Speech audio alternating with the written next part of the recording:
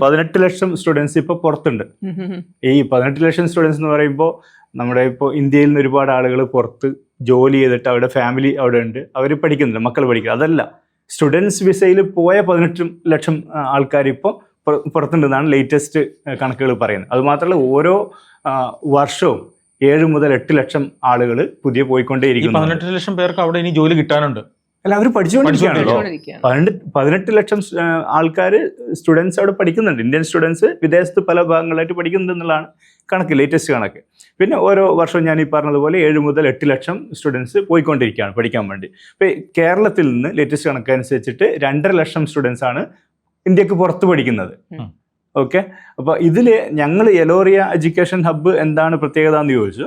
അപ്പോൾ ഇതിൽ നമ്മൾ നോക്കിയ കാര്യം എന്താണെന്ന് വെച്ചാൽ, ഈ പഠിക്കാൻ പോകുന്ന വിഷയത്തിൽ അവർക്ക് ജോലി കിട്ടുന്നുണ്ടോ എന്നുള്ളതാണ്. ഇപ്പം ഞാൻ ആ ഡാറ്റ നോക്കി. ആ ഡാറ്റ നോക്കുന്ന സമയത്ത് എനിക്ക് മനസ്സിലാക്കാൻ കഴിഞ്ഞൊരു കാര്യം, വെറും 22.7% കുട്ടികൾ മാത്രമാണ് അവർ പഠിച്ച ഫീൽഡിൽ ജോലി കിട്ടുന്നത് എന്നുള്ളതാണ്.